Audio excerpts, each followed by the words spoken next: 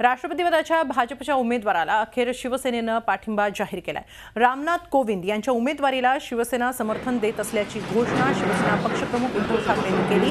मातोश्रीवर शिवसेनेचे मंत्री आणि नेत्यांसोबत घेतलेल्या बैठकीत निर्णय घेतल्याचं उद्धव ठाकरेंनी सांगितलं। रामनाथ कोविंदांच्या उमेदवारीवरून दलित मतांचं राजकारण होऊ नये अशी अपेक्षा त्यांनी यावेळी व्यक्त केली। मात्र राष्ट्रपतीपदासाठी आजही सरसंघचालक मोहन भागवतांच्या नावाला शिवसेनेची पहिली पसंती असल्याचं त्यांनी आवर्जून नमूद केलं।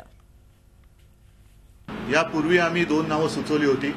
त्याच्यात एक नाव मोहनजी भागवत हे नाव मी सुचवलेलं होतं, त्याचं कारणही मी काल माझ्या भाषणात स्पष्ट केलेलं आहे।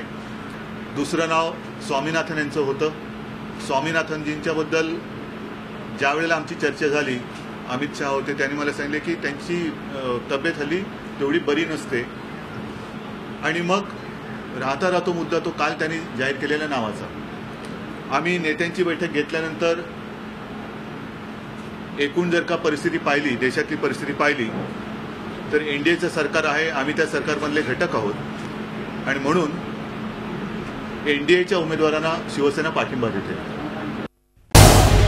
झी 24 तास रहा एक पाऊल पुढे।